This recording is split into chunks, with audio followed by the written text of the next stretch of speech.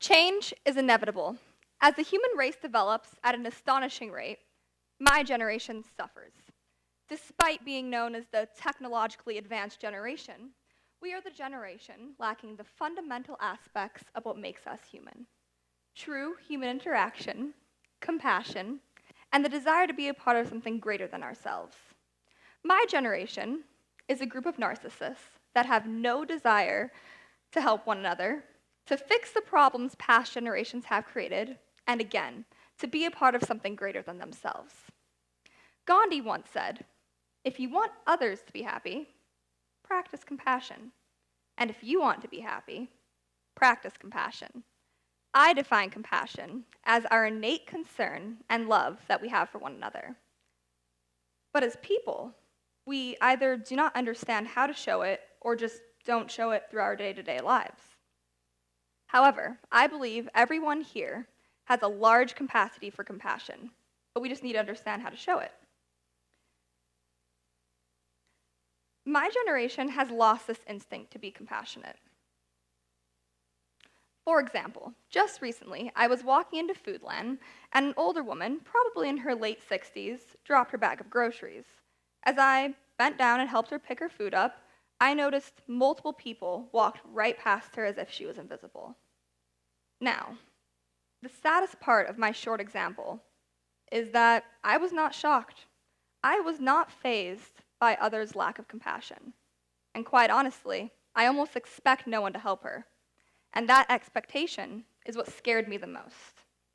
I believe that being compassionate can be simple, and it does not have to be difficult. And it does not have to be shown through monumental acts of helping the community or donating money. Being considerate to someone can be as simple as genuinely looking into their eyes when you are talking to them, respecting what someone asks, and maybe extending a hand when someone trips. However, these kind actions should not boost our ego. They should not be done out of spite or the feeling of obligation. But we should be kind for ourselves and for others, for the sake of being compassionate, for the sake of simply sharing love. With compassion, I believe our generation needs to embrace the idea of random acts of kindness, to be kind to our loved ones, to our friends, and to not fear our innate desire to be kind to people we may not know.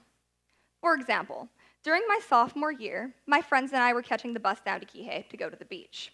And the bus was packed. My friends and I were lucky enough to get seats. And as we're sitting here talking and laughing, I felt inclined to give the woman standing next to me my seat. However, instead of immediately giving it to her, I debated it for about 5 minutes, thinking the most selfish of thoughts. Things like, I'm gonna look too nice, or my friends will think I'm weird. And the most selfish thought that came across my mind was, do I really want to stand a whole 45 minutes to Kihei? After debating this, I decided to give her my seat, and I asked, "Excuse me, would you like my seat?" And she said, "Oh yes, please. I just had a hip surgery, and I'm in constant, chronic pain." And after I gave her my seat, I'm standing here, smiling inside, because she's more comfortable, and, well, let's be honest, I'm 17. It's okay if I stand up on the bus ride. And I smile and turn to my friend, and she gives me the most disgusted look. Now, it wasn't because I was too nice or she thought I was weird, but it was because, and I could tell from her face, that she was upset she had to sit next to someone she didn't know. Now, this was the first time I realized people, and my generation in particular, are becoming less compassionate every day. Hearing my stories, I encourage you to be an advocate for smiling at someone you may not know, giving the older lady your seat on the bus, and never fearing and shying away from your innate desire to be kind to people. With this lack of compassion and random acts of kindness comes the lack of concern and wanting to see and help our community thrive. For example, or no, I firmly believe that what we do today defines tomorrow, and what happens in Hawaii's homes affects Hawaii's schools, which ultimately affects Hawaii's communities. Being born and raised in Maui, I feel the need to give back to my community and preserve this island. And it is essential that we are kind to people that we know, our loved ones, our friends, and even strangers, because these are the people that make up our communities. My generation needs to have a positive contribution for our community in order to see it thrive. But again, being involved with our community does not have to be monumental, donating money or doing huge things to benefit the community. It can be as simple as picking up that piece of trash instead of walking all over it, or donating those canned goods that have sat in your cupboard for years that you know you will not eat. Whatever the action is, a positive contribution can have a ripple effect. And doing these small things can not only make someone else smile, but it can make you smile. I have found, through my community connection, working with the Hawaii Meth Project, mentoring and tutoring, and doing things for my world, my island, and my community has made me happier.